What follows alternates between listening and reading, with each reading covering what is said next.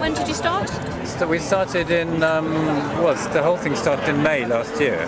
How long did it take? I did it in 3 parts, but it took 22 days in total.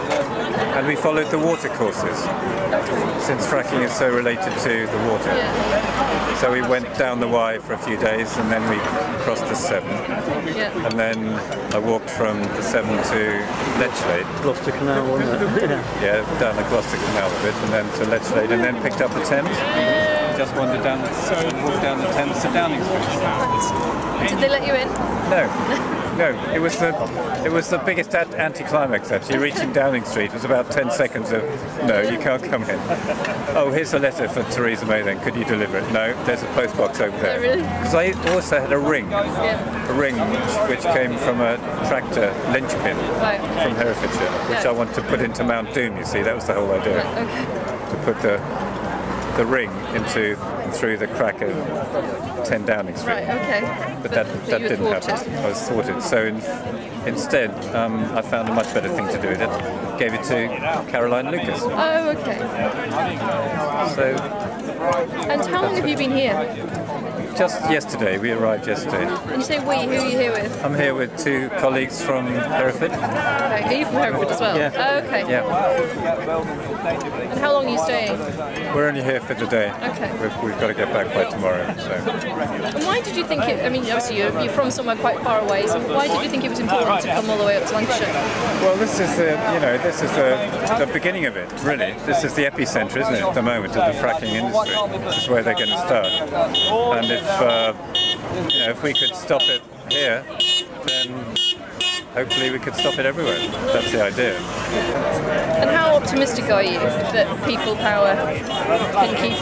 Today, very optimistic. Yeah. Yes, today it feels great. There's 200 people here.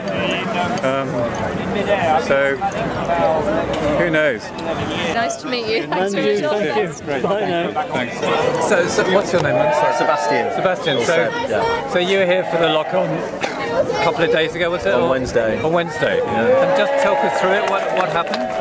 So we had 3 arm tubes mounted in a box within a box, if you can imagine that. Okay. And so we had pretty big boxes, about 1 metre long and sort of 75 metres by 80 centimetres high, and we had those delivered on a trailer pulled by a pickup, looking very sort of conventional, while we were doing a protest here. And the Fracking Nanas, which is a group of older local women who've been like staunchly defending. Yeah, we know the Nanas. Yeah, you know the Nanas. Yeah, wonderful bunch. They were doing their own protest here, and the pickup just behind you here, the pickup quietly drifted to a halt. And we'd been practicing a drill whereby, at the moment that the trailer stops, to getting the boxes off the trailer on the ground and everybody locked onto them, we'd had that down to 12 seconds. In the event, it took a lot longer than that because the police were all over us in no time, but we still, in the end, against all odds, managed to get the boxes on, and all of the people who were designated lockers on, we all actually managed to get our arms up the tubes and locked on. If you're familiar with lock-ons, you have a bracelet with a carabiner and you lock onto a pin that's been welded inside the middle of the tube in the centre so that the police can't get you. So they've got to come in from the outside, and they had to dismantle the boxes very carefully, and they have to do the whole thing very carefully because they have a duty of care basically to you. And then they have to cut through the different layers in the arm tube, which might be steel and concrete and bitumen and all kinds of things. So they have to keep changing their techniques and their blades and so on. So it takes them a long time to get. And it's all about time, isn't it? It's all about time and delaying and all the rest of it. So all the time, the boxes were more or less where we're standing here, or a little bit further along around the middle of the gateway. Right. And it's basically all about that. It's about physically preventing traffic from entering or leaving the site, so that work can't continue. And there was not just you. You weren't the only generation, were you? No, I was like the middle generation. So there was me, and then my mother, who's 73, and my niece, who's 19. That's so cool. Yeah, and my mother's partner was with us as well, and then 2 other friends, and of course all kinds of other people supporting the action in different ways. Yeah, right. We were so thrilled to make it happen. It was absolutely, it was such a wonderful feeling to look over and have my whole family with me, all taking direct action together. Yeah, that's wonderful. Yeah, it was so wonderful. Yeah. And I know that they were very nervous beforehand, as you would be, you're putting yourself in a position of potential personal risk and maybe confrontation, and there's always fear about, crossing a line that might put you in, to breaking, the laws and so on. Excellent. So just tell us a little bit about, Hannah was just telling us about the drilling here and about the water, the contaminated water that was taken away in a couple of lorry loads, the containers. Do you know about that? As far as I'm aware, there isn't clarity about what was going on with that. There had been talk that they'd hit a well, and so there was a lot of surface water, and they've had to take that away. Quadrilla denied that was the case. You'll need to find somebody, if there is anybody who knows something more definitively. That person isn't me. Yeah. When you see all the unions and people like yourself who've travelled a long way to be here to support us, it really means so much. Yeah. And I'm not just saying that, it really does mean so much to us. And I don't know, it's the message that people are giving out. I'm sure you agree.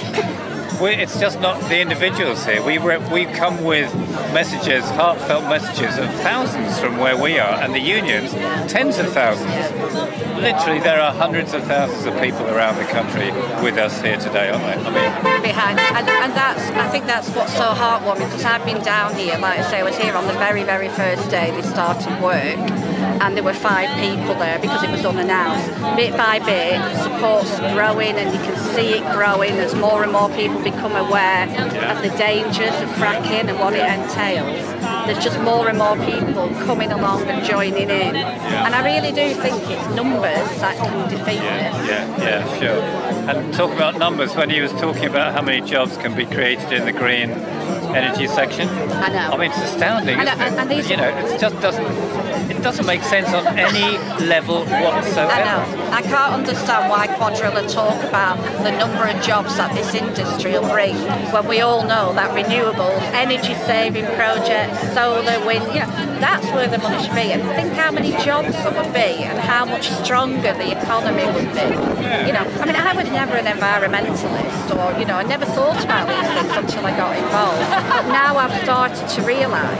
So it's all connected. The whole thing is connected, isn't it? And actually, we've got to start using less as well. We've got to start looking at the whole consumer thing. I mean, all this information about plastics in the seas and our oceans and stuff. Yeah. We've just got to start using less. I'm a typical person who I got up to nearly 60 years old, where I went through life looking after my family. I had a good job. I never thought about any of this.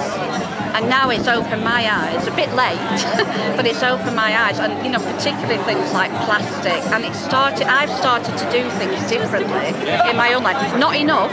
I mean, I still use plastic, but I'm starting to think about what I do now. Yeah. And hopefully more people will do that. Energy efficiency, driving your car, cycle, walk if you can. It's all part of it. It's all part of it, yeah. And actually it makes you much happier, makes you much fitter, makes you much healthier. Actually, makes you much more sociable with people. It's a win-win situation. You feel better as a person. Because, I have a love of the planet naturally, and it makes me feel better knowing that I'm doing something for future generations as well. But you're a nana, so you've got grandkids. No, I haven't yet. Oh, okay. I've got children who are 27, and I haven't got grandchildren yet, but I will have one day. Yeah. And it's their future. I've got grandchildren now, and I'm worried. I'm really. I think it's amazing what you do. Amazing. Well, I've seen you in Manchester, and I think it's amazing that you travel and support us. and it makes me, I've got a smile on my face today, so that's brilliant. Yeah. Well, you should have too. You're doing great work, aren't you? We're trying our best anyway. Yeah, well done, girl. Hopefully Thank you very much. You're welcome. It's great to see you both. Thank you. I'm privileged to have William with us here today to tell his story.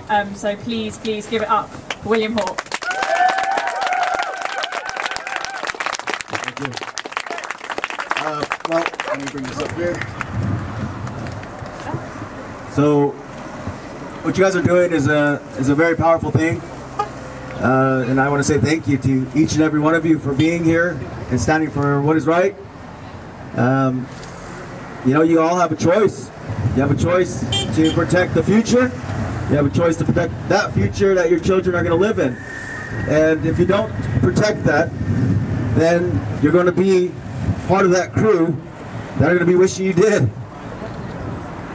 Whenever your children are sitting there with no water, depending on a company providing you with that water, whenever you have water right here in the ground, the aquifers, the natural aquifers, that's our water. It doesn't belong to anybody, it belongs to us, we, together.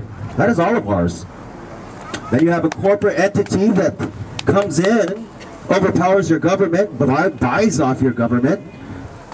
I mean, it's apparent.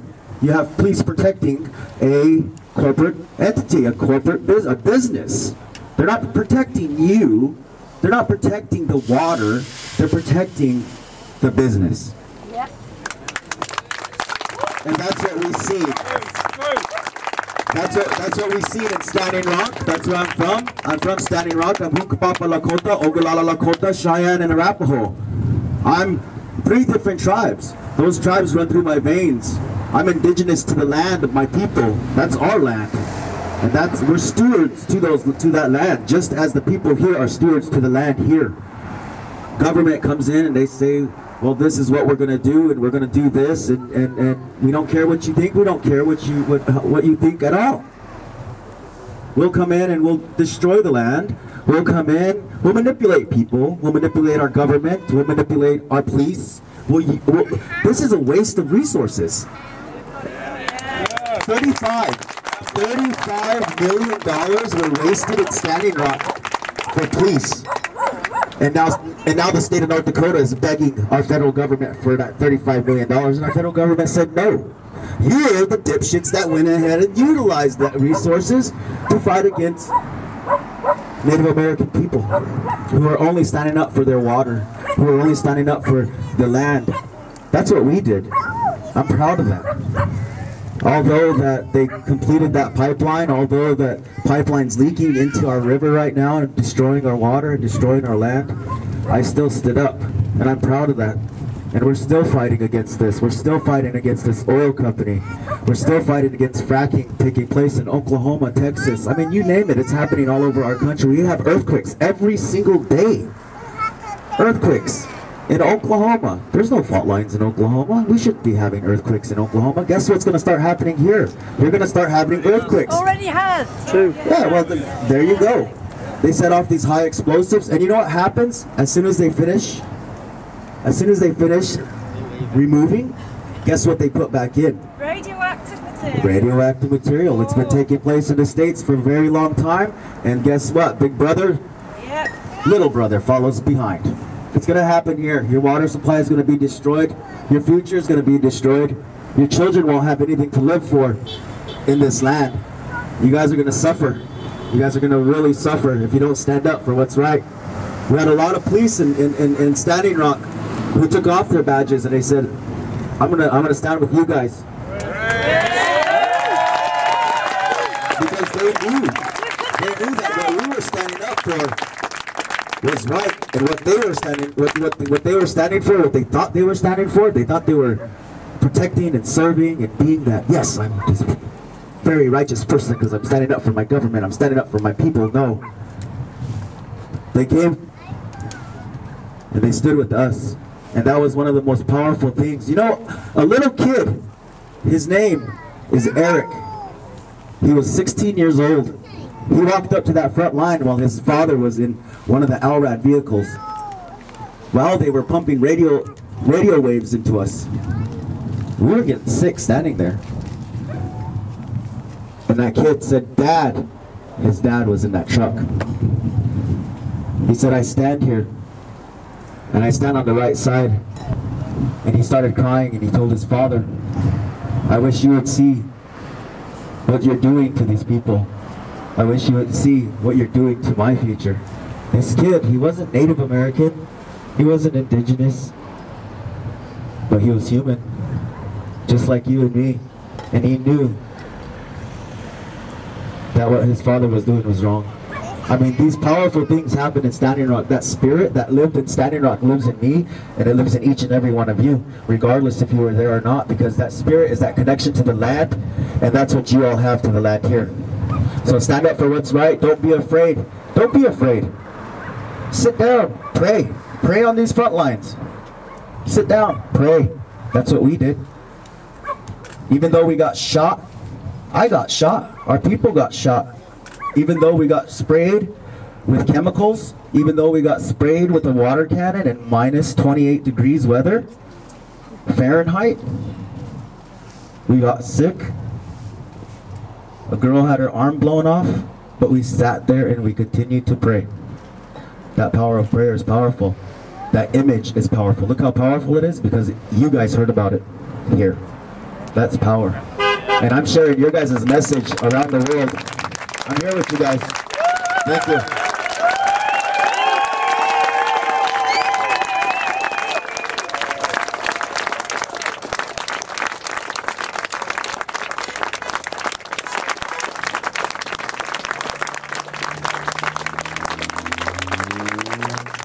I just wanted to come out with her actually and lend you all our support, because you did great stuff. Thanks a lot. Thank you. What you're doing and what you did over there. Thank you. Thanks for being here today. You guys need to do what we did here. Yeah, You got to do it here. we're all together, right? Yeah. That's why I'm here. Yeah, You guys should show your support. I'm gonna show my support. yeah, we should. I love you guys, and I want you guys to stand up. Yeah, Not be afraid. Let the fear go. that's right. They're gonna filmmonger you, so you're not gonna let them. Right? Cool. Yeah, that's right. All right. Thank you. Much love. Thank you. Hello everybody, I'm Ricardo. I'm a researcher in environmental studies here in Lex University from Brazil. I just want to say this is a beautiful movement. It's fantastic to see people here, such a beautiful country fighting for their environment. Brazil was already very explored, like many similar countries have been explored, and what I can tell from you from our history of exploration is that this is how it begins. Thank you. They're gonna say, okay, you need that so you can live better. After we do that, you're gonna live better. You don't. Maybe you have to give up some rights and then you're gonna live better. This never comes.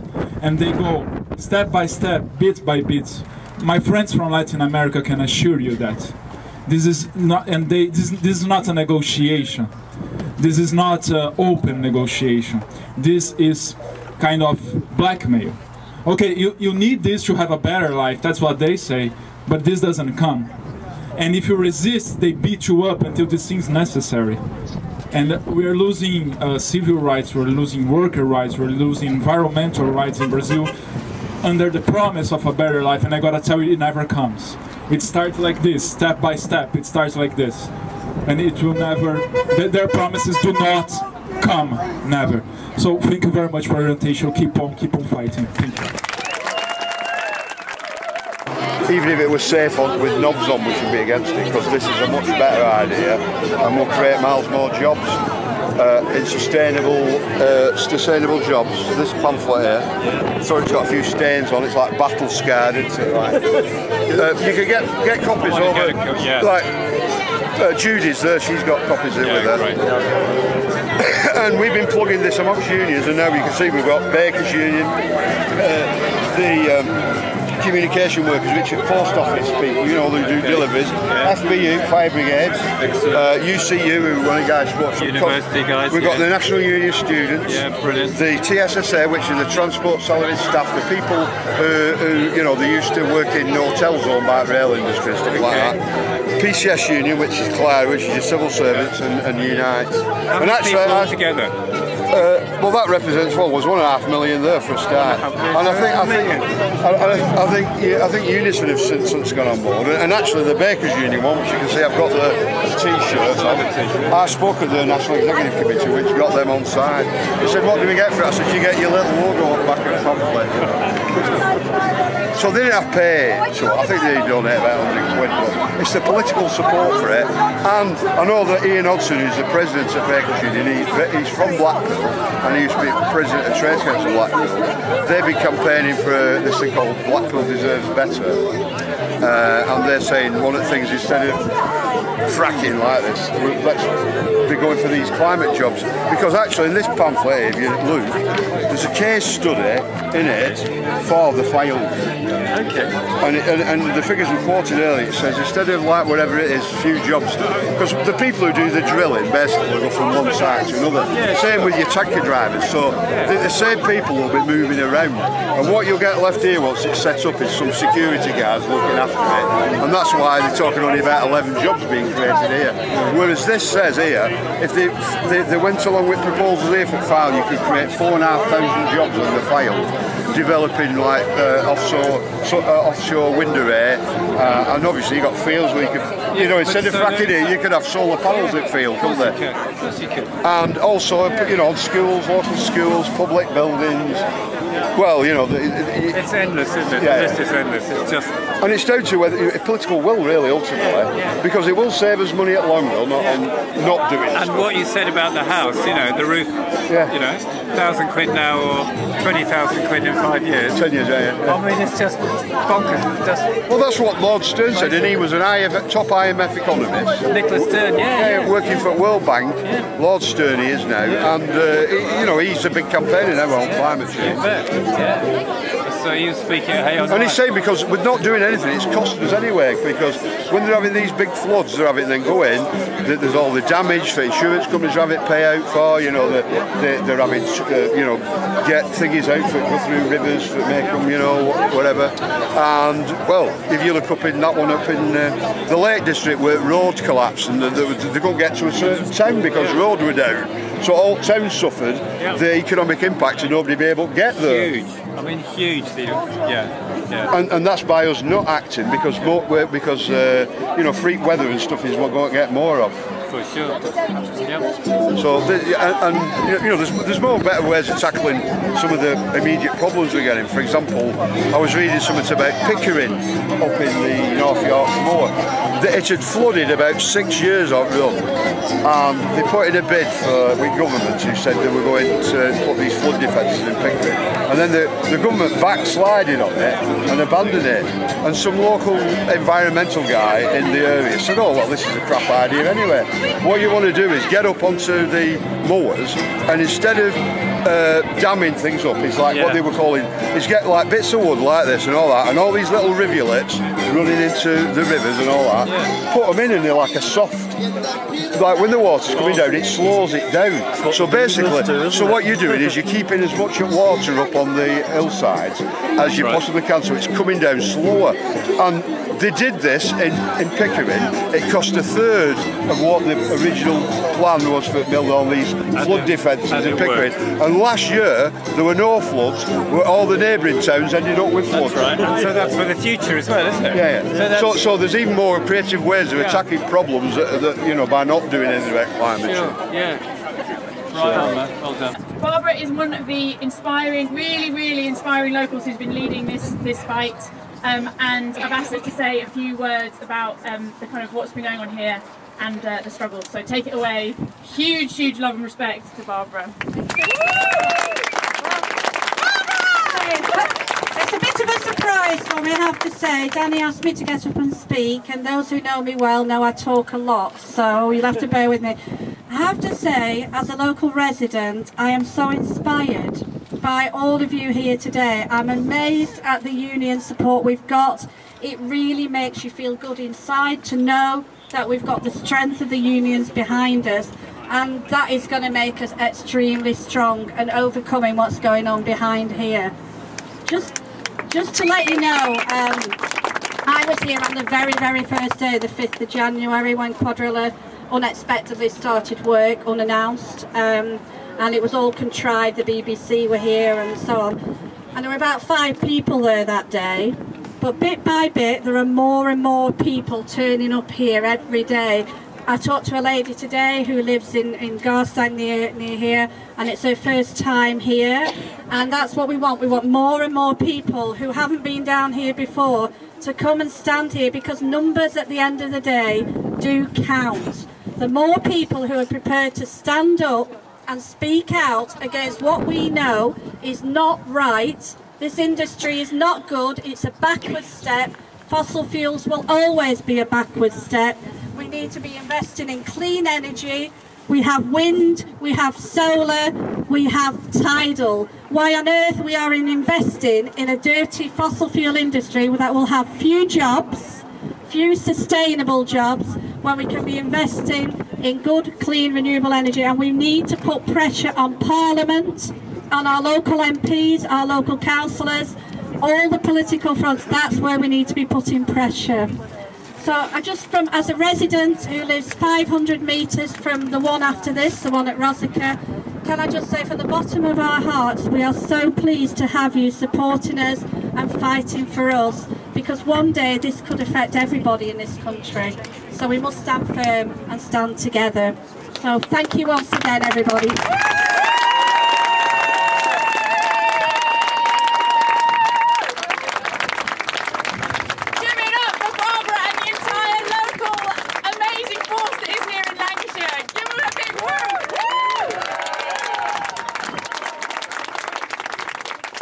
We're actively supporting anti-fracking campaigns. We're affiliated to the campaign against climate change and Friends of the Earth, and have started to work with the Greater Manchester Green Czar, Alex Ganotis.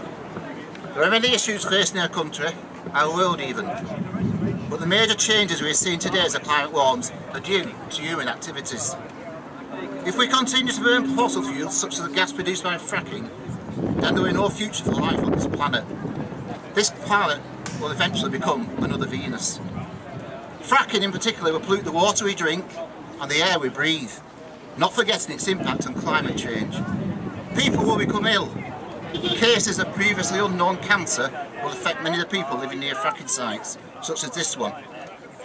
Can you speak up or get closer to mine? This government needs to start listening to what the people said when local communities such as this one shouted loud and clear, "No fracking." Our leaders are doing nothing to stop fracking. Some councillors have been here, perhaps are here now, but we need all local councillors and MPs to step up to the mark and join us to protest against fracking and to protest against a government that overturned a democratic decision telling Quadwella to frack off. What did you tell them?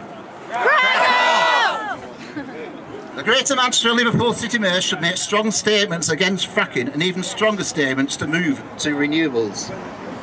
We need a government that looks after the interests of its people and not the interests of corporate giants who care for nothing but profit.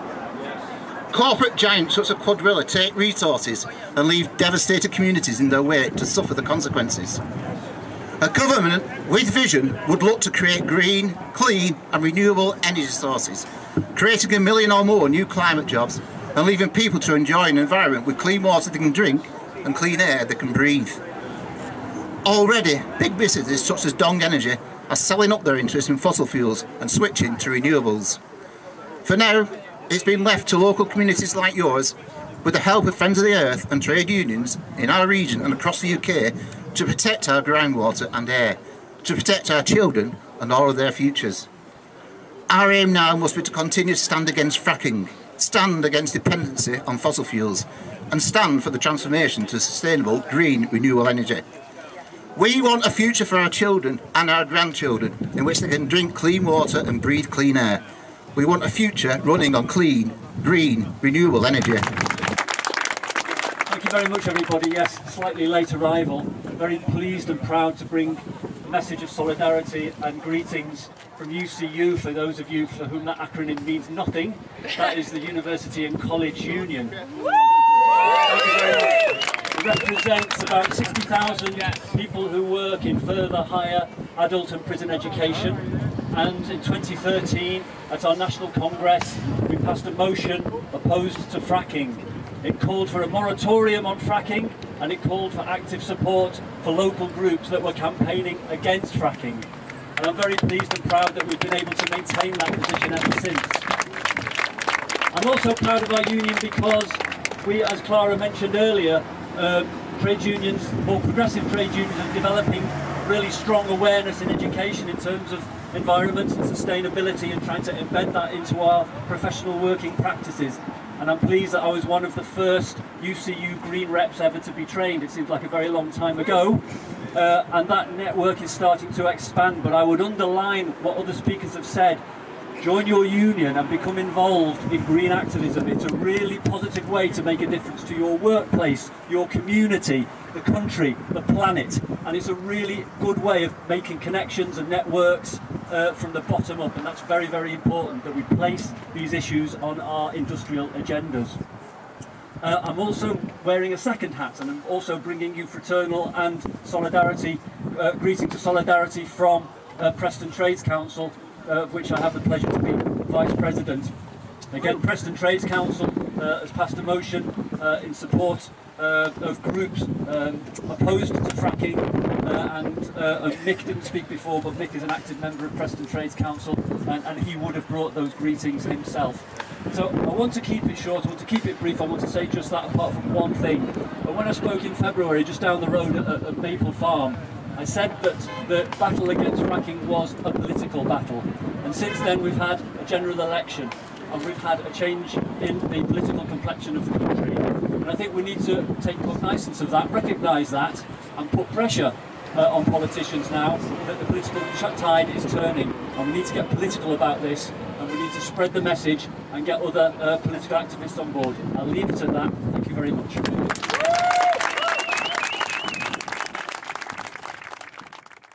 We're here outside the fracking drill pad at Preston New Road, and just outside of Blackpool. So quadrilla are here, the infamous quadrilla, who work only by gold standards. As we've seen, there isn't been any. So we're here to highlight the issues and ensure that the local people are empowered by what we do, and that empowers them enough to go and do what they want to do. So today there's been a lock-on involving 2 cars and 2 people. Currently the police have cordoned off an area. They call it a sterile area, in which they will then get the protest removal team in. And as with lock-ons, there was initial a lot of resistance from the security. They came way outside of their boundaries in terms of they're meant to be ensuring the space inside the gate is not breached. That's their bag. With a lock on, there's no intention to breach the gate, but they were getting it. They were causing one of the people inside the lock on pain by trying to find some way of getting him out and stuff like that. Even though not qualified whatsoever. We don't know what company they are, or they're not telling us the company. We do know, but also they're not showing their badges. All of these things. If we put that aside, a lot of adults who are being incentivised by money, whether it be the police, the security, the drillers, the technicians, the engineers, they're all being incentivised by money to do something which is going to harm the children of this country. It's a no-brainer. The argument's actually been won, and I think the majority of people who have been following this and have learnt about it would happily talk to people who are sceptical about what we're saying. I think we'll happily go on any talk show, go wherever it's need to explain why this is going to harm people. The air, land and water is our heritage, and it's the heritage we pass on to our young. And if we do something, create an industry which poisons those fundamentals to life, then we're moving in the wrong direction. Absolutely.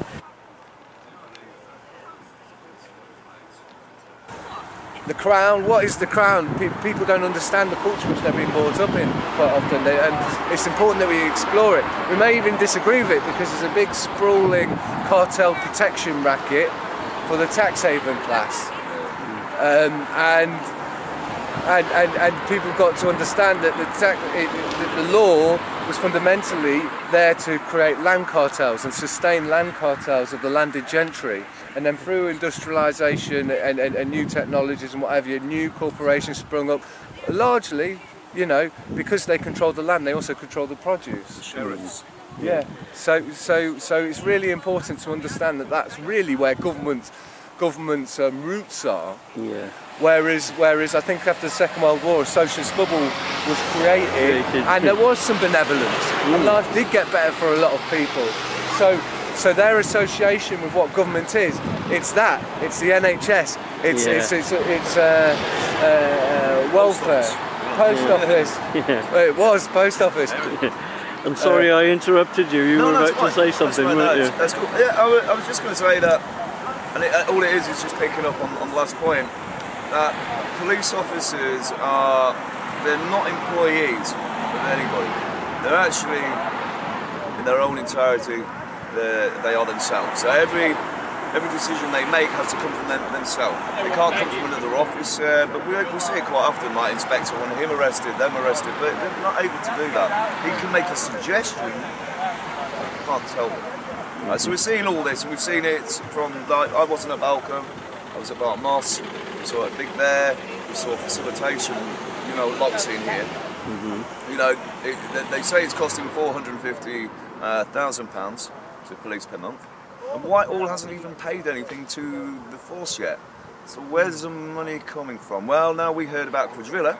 That Quadrilla had made a statement back in April or May that they would fund it. They would fund the police in here. So all I'd ask people is to put a Freedom of Information Act straight in. Let's find out who's paying these police, yeah? Now, we can assume it's us. Well, can I just add to that? Yeah, of course.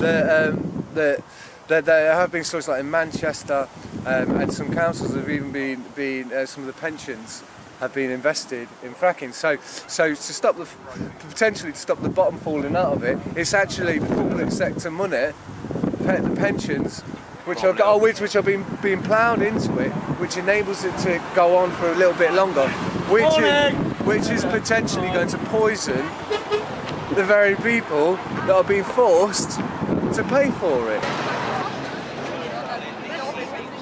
Well, Quakers in Britain, some 6 years ago now, have really committed themselves as a faith community to becoming a low-carbon sustainable community, and have a very sincere and deep commitment to that.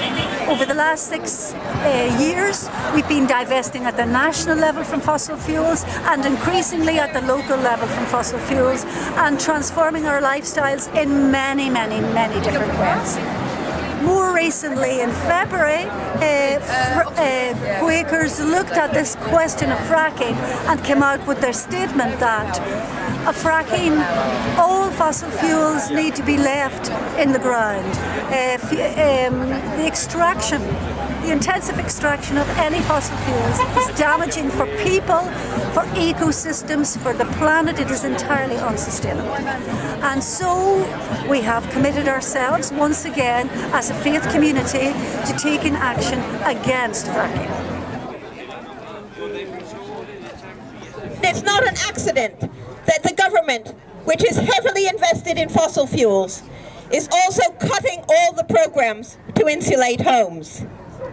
And it's not an accident that the money that they say they can't afford, the money that they say is part of what is putting your bills up to bring in green measures, that money is being spent on subsidizing fossil fuels.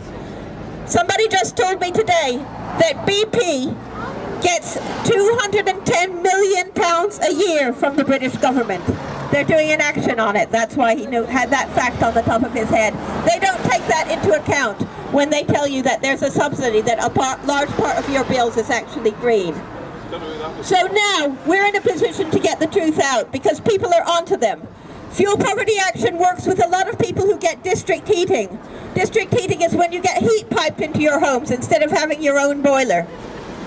And it can be good. And they're selling it, the government are putting it forward as their great initiative, that they're doing it to save carbon. And it can, but it doesn't, because it's being done for profit and it's being done badly, and it's turning out to be a license to print money. And part of the effect of that is to turn people against, just like what they say about fracking. Turn people against anything that's green. Say, okay, what you need for your pocket is actually dirty fuel. That's part of their agenda. But just like the people in the tower blocks, the people who've had to face fires like at Grenfell, the people who are saying they're inspecting their homes for fire risks, inspecting the contracts for kickbacks that are making local authorities buy in to these schemes. Just like that, people on district housing are also onto them. And since the election, people have been looking again at the "there is no alternative" story. And people are saying, you know what? The emperor's got no clothes. We don't believe any of this. All of these lies. Fracking is good for you. Profits are good for you. We can't do anything without profit. The wealth producers, the wealth creators are the people who do things like this, not the people who do things like this. These are the things that people are saying, hang on, I don't believe that anymore. And people are fighting back on energy. Millions of people are fighting back in their own homes, fighting the people with the bills. And Fuel Poverty Action, part of our role, is to help people fight the energy giants who are ripping them off in one way or another. And we have some victories on that. For instance, on prepayment meters, a small victory. But that is not the end of our agenda. What we want is a really people-centered, people-owned, people-run, properly green supply of energy and good warm homes. Now, the next speaker from Switched On London is going to say more about that. But I just want to read you the first three points on Fuel Poverty Action's Energy Bill of Rights, which I was happy to hear reflected actually in what the Quakers said, and we've had a lot of support from the Quakers, so it's not accidental. We use some of the same words. 1. Fuel Poverty Action's energy bill, the different kind of energy bill, the Bill of Rights, says, number 1, we all have the right to affordable energy to meet our basic needs. Everyone should be able to cook food and keep warm when it's cold. Number 2, we all have the right to energy that does not harm us, the environment, or the climate. This means shifting from fossil fuels and nuclear power to renewable energy from the sun, wind, and waves. And number 3, we all have the right to energy that does not threaten health, safety, water, air, or the local environment of a community. This means no fracking and no unwanted oil and gas pipelines through communities. Thank you.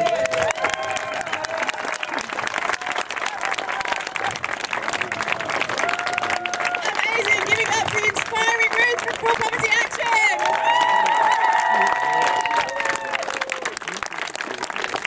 I can remember being in a talk with Naomi Klein, and she singled out Fuel Poverty Action as doing some great community organising, and everyone like swooned and went, oh, Naomi Klein.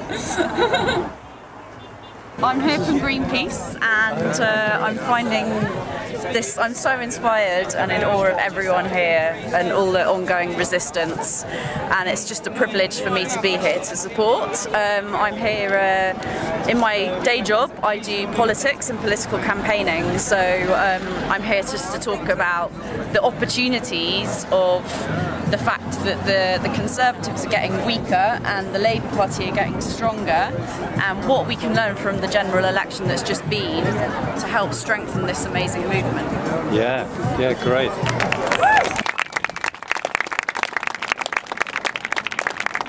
as I said, or Danny said, I'm from Switched On London. So Switched On London is a campaign about taking back control of the energy system. We're campaigning for public, not-for-profit energy supplier to be set up in London that puts people back in control of energy. And we're campaigning for it in London, but other groups are campaigning for this in other places across Britain. And in some places there's already some of these companies set up. So in Nottingham, for example, there's Robin Hood Energy, run by Nottingham Council, explicitly not for profit, and specifically targeting fuel poverty. And what public energy and what public energy suppliers can do is break the stranglehold of the big six. And they're set up not to make profit, not to make extortionate corporate amounts of money over and over again, not to make loads of money off the back of poor people. They are set up to provide energy as a resource to people. And in Nottingham, the effect of Robin Hood Energy is that it's brought down bills across the whole region by £78. And Robin Hood Energy themselves are on average bringing down bills by about £250 if you get the tariff from them. So it can have like a very tangible effect on fuel poverty as one of the ways, just one of the ways. There's lots of other important things that we can break the stranglehold of the big six.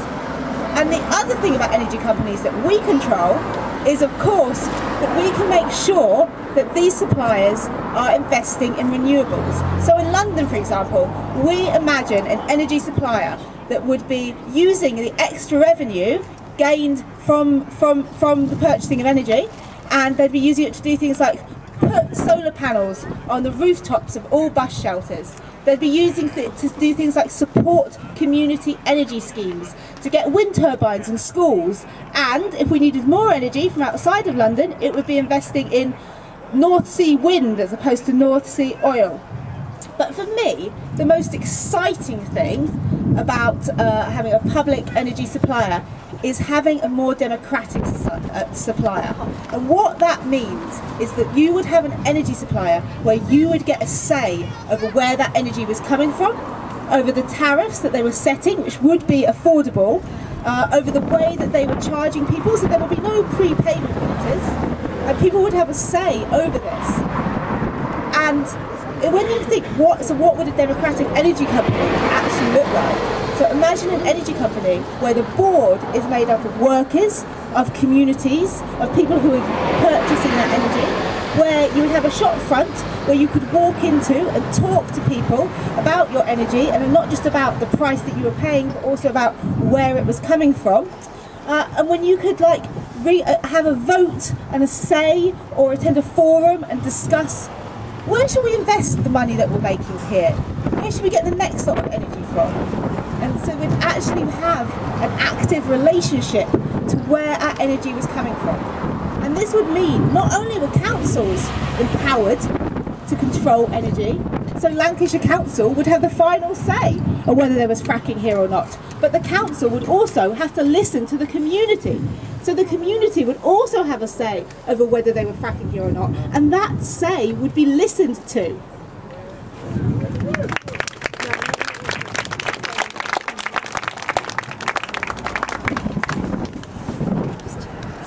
A different energy system isn't just possible, it's inevitable. It is going to happen. We are running out of fossil fuels. And they may try, the fossil fuel industry is desperately going to try and eke out the final reserves. They're going to try and get as much as possible to use more and more extreme methods to extract fossil fuels, but they're not going to succeed. It is going to have to change. And so the question is, how is it going to change? Because the fossil fuel industry are going to be coming for renewables next. And so the question is, who is going to be controlling the renewables industry? Is it going to be the bankers, the oil execs, or is it going to be us? Is it going to be workers? Is it going to be community members? Is it going to be movements? And we have to organise now, and we have to organise together to make sure that we are building the renewable and the fair future that we want to see. Keep up the work here, it's amazing. I'm so glad to be here. And Switched on London is 100% behind everything here. If you want to find out more, go to switchedonlondon.org.uk. Thank you.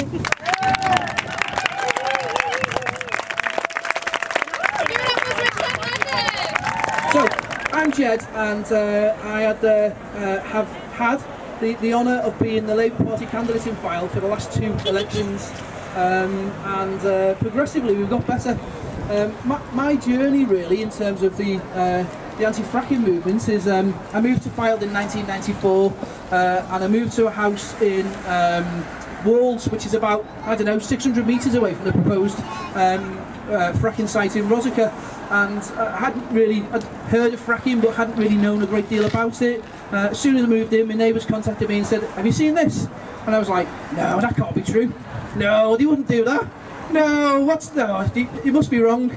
So I spoke to some people and they weren't. It was true, and the impact of fracking is horrific. So I got involved in politics through my trade union, and my trade unions Unite, and Unite politicised me. So the first thing I did when I saw this fracking thing is I contacted my trade union and I said, "Have you seen this? Do you know anything about this? Have we ever got a policy on this?" And they said, "No." So, Unite, the biggest trade union in the country, got together, had a conference. Part of the conference was they discussed fracking. The outcome of that conference was that Unite took a position to fundamentally oppose fracking, and not just fracking, but all of the support and ancillary organisations. Our recommendations to members are, don't go work for those people, don't support them.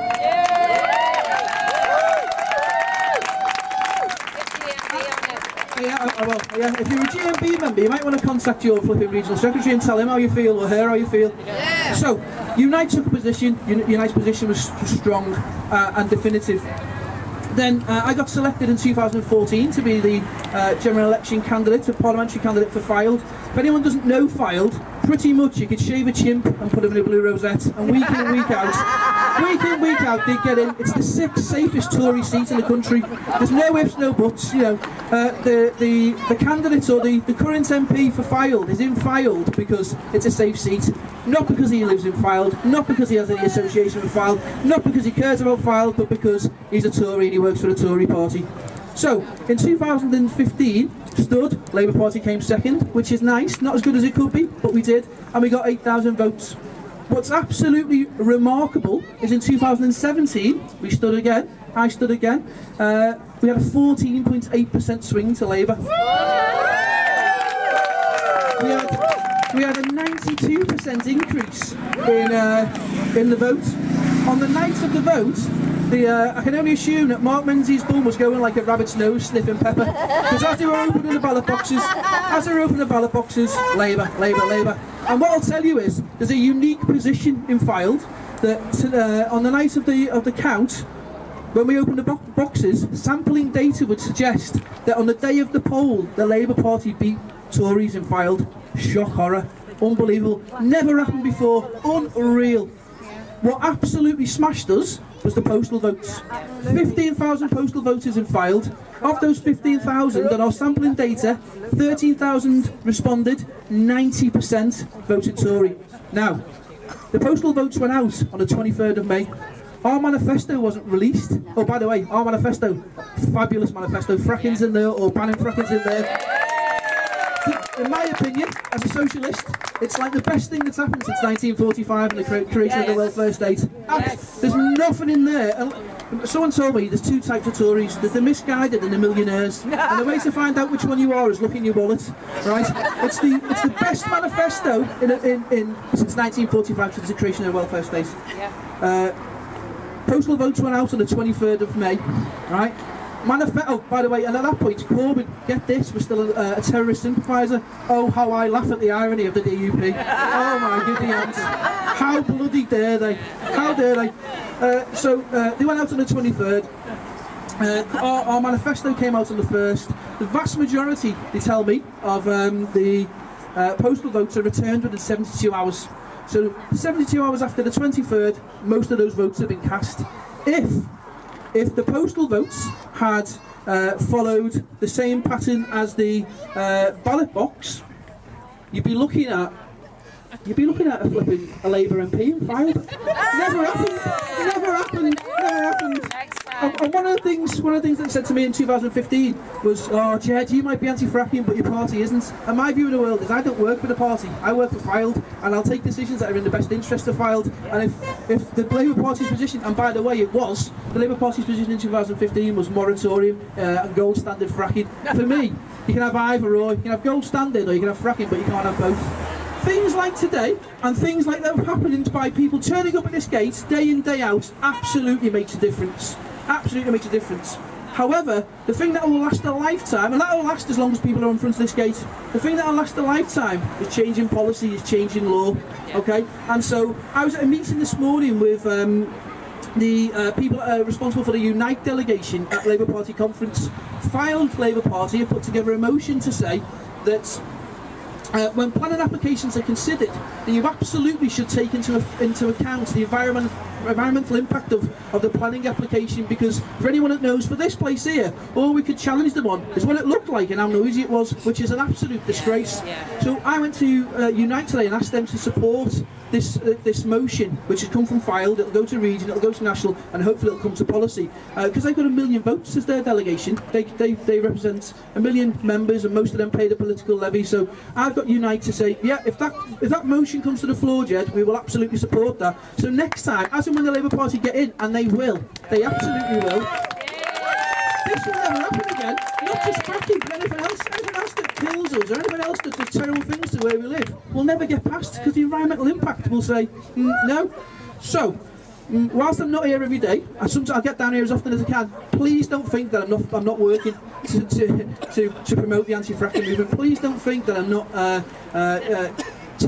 last thing, by the way, JC, I mentioned before, someone sent me a leaflet before to say I'm sick of people comparing Jeremy Corbyn with Jesus Christ.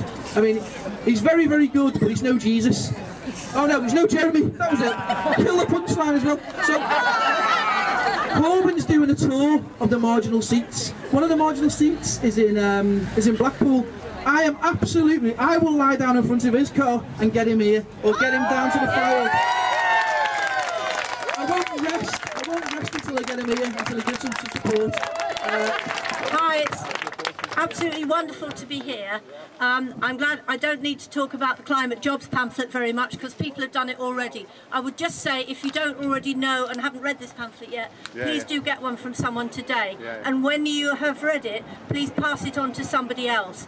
It actually talks at the back about jobs, comparing jobs in fracking with jobs in renewables, and the figures are that in this area of the Fylde you could have a few hundred jobs in fracking, which of course we can't allow to happen anyway, but you could have 4,500 jobs at least in renewables, in increasing that array of wind farms in the North Sea, and in insulating all the bindle. Sorry, the North Sea, my geography was never on best point. The Irish Sea, yeah. You know what I mean. Off the coast. That would give plenty of jobs to make up for all the ones, more than make up for all the ones we're not having in fracking. I just want to say a bit more about climate change, and to remind everybody that although there are lots and lots of reasons to be against fracking, obviously, from that it is in your backyard, and a lot of local people are quite rightly on their hind legs about that, and they've been giving brilliant support here, to the general arguments about pollution of air and water and so on, and industrialisation of the countryside. But even if none of those arguments were true, climate change is a sufficient argument on its own. We cannot allow fracking because it is going exactly in the opposite direction to what we need.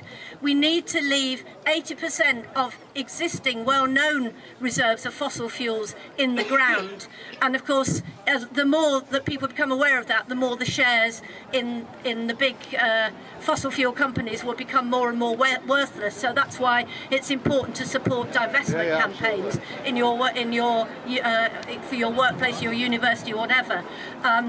But we certainly cannot allow new, unconventional, particularly polluting and pernicious forms of fossil fuel like the gas from fracking to go on the market. Just to remind you, not only will it produce carbon dioxide when it's burnt, but in getting it out and in transporting it and storing it, always, inevitably, large amounts of methane escape. And methane is a gas whose climate impact is about 30 times as much as that of CO2. So it couldn't be more important. How are we in the struggle against climate change at the moment? Well, you might say there's been a setback with Trump, but clearly in this country, as around the world, there's a fantastic amount of opposition to Trump. I think, you know, we're already preparing a reception for him if he dares to show up in this country. And you know, of course, one of the main things that we hate about Trump is that he's a climate change skeptic. I think he was heard to say, but I want to carry on using my hairspray for my wig. Oh, he may not say that. But of course, you know, he's mixing up the issue of the ozone layer with the issue of climate change. That's how ignorant he is. That's how pig ignorant he is. Sorry, insult to pigs. So we'll be fighting on every level, Trump and his ally in this country, Theresa May, and of course her allies, her new best friends, the Democratic Unionist Party. Because don't forget that as well as being back about 3 centuries in terms of abortion and other issues, they are climate change deniers, as far as I understand it, to a man and woman. So that's another reason why we cannot allow them to influence politics in this country. So I would just encourage you to keep coming here, to put the climate change arguments all the time as well as the others, and to remember finally that as well as all our dates coming here, there's going to be a big date on the 1st of October when the Tories, stupidly, are having their conference in Manchester yet again, and we are beginning to prepare a welcome for them, and so please put that in your diaries. I think it's Sunday the 1st of October. Please all come down, make a huge anti-climate change and anti-fracking block, and really make your views known if Theresa May still dares to come to Manchester. Thank you very much.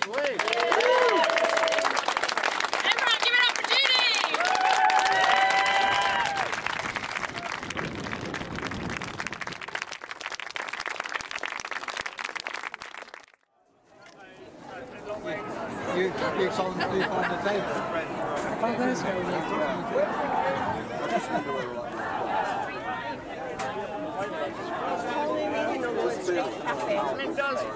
Pop up.